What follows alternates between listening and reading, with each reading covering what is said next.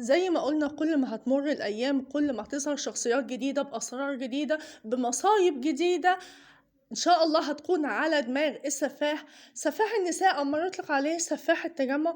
النهارده في أسرار جديدة ظهرت من أم شهد. أم شهد اللي كانت بتبعت بنتها شهد عادي ليه خالص. لا، لأ، والأدهى من كده إن أنتم ما تعرفوش إن أم شهد دي هي وبنتها قضّوا معاه كده كام ليلة، وبالرغم من كده ناس يقولوا هو ليه ما اتخلّصش من أم شهد زي ما كان بيتخلّص من البنات اللي كانت بتيجي له، اللي هي البنات الساقطات اللي كانت بتبعتها له أم شهد.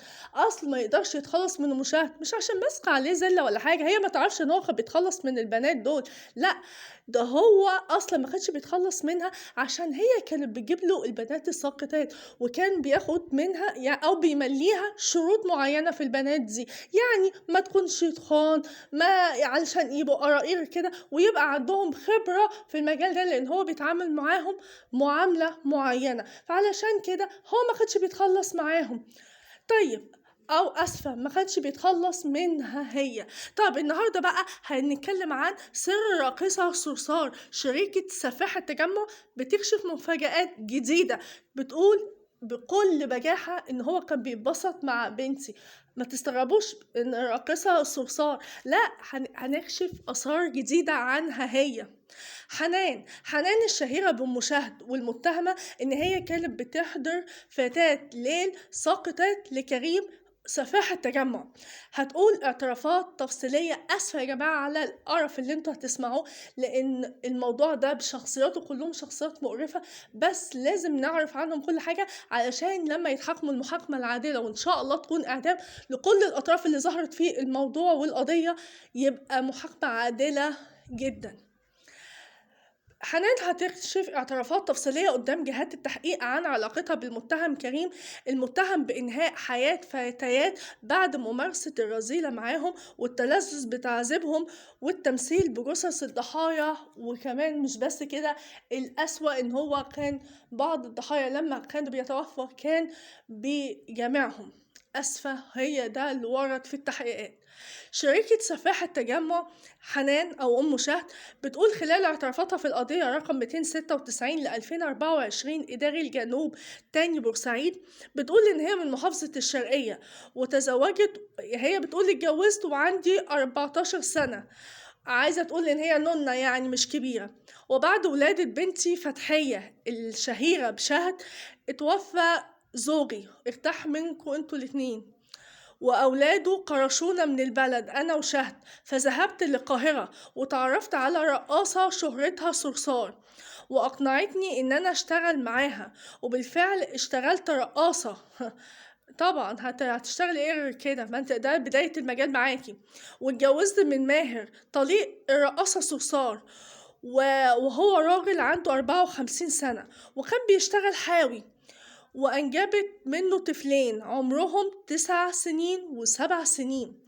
أضافت أم شهد إن إحنا عشنا في شقة صغيرة في منطقة عين شمس، وبنت شهد كانت بتسرح في شارع الهيلتون. بتقولها بكل بجاحة، وجت خدتني علشان أسرح معاها ونعمة. وهناك اتعرفت أنا وشهد على كريم، كان واقف بعربيته السودا، ومن شكله وشكل العربية عرفنا إن هو مقتدر ومقرش كده زي ما بيقولوا. ركبنا معاه العربية وأخدنا أرقام التليفونات بعض، واتفقنا إن احنا نروح له أنا وشهد. مش بقولكوا قضت معاه كام ليلة؟ وكمان اجيب له بنات ليله. من هنا بدأ يتصل بيا يوم بعد التاني يسألني عن واحدة تبسطه. معرف بقى ان هي مجال، ان هي هتجيب له البنات، وكانت بتاخد على كل بنت بتجيبها له 2000 جنيه. أكملت اعترافاتها إن هي بتقول بقيت أروح له أيام وأيام كتيرة كان يصمم على بنتي شهد. وهتقوله ليه بالظبط؟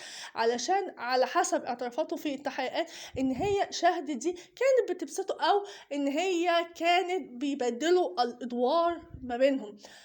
اعترافات شاذة ومقرفة كان بيقولها إن هي كانت كمان شخصية قوية، وهو كان بيحب يتعامل كده، علشان كده مرضاش يتخلص من شهد، وكان بيصمم من أم شهد إن هي تبعت له بنتها. بس ساعات كانت بتيجي تقول يعني بتكذب عليه وتقول له إن هي مش موجودة، وتجيب له أي بنات تانية. وده اللي اعترافات اللي قالتها حنان، اللي مسماه بمشاهده عن القرف اللي كانوا بيعملوه هي وبنتها، ناس فعلا يستحقوا الإعدام، فعلا يعتبروا شركاء ليه في الجريمة البشعة دي. وخصوصا هي كانت بتبعت له ضحايا تانية، ولما كانت بتسأله فين البنات دي يقول لها أنا معرفش عنهم أي حاجة. وكانت برغم من كده ما كانتش يهمها غير الفلوس وبس، ما كانتش بتشك في أي حاجة، كل ما يهمها الماني وبس. لسه هيكشف شخصيات جديدة غير الناس دول وأسرار جديدة، وبيتم البحث في بلاغات الاختفاء أو العثور على أي جثة مجهولة ممكن طريقة موتها تتشابه مع الجثث اللي لقوها، بحيث ان هم يربطوا الموضوع، وممكن هو ده اللي يكون يتخلص منهم كريم. تابعوا معايا الموضوع أول بأول.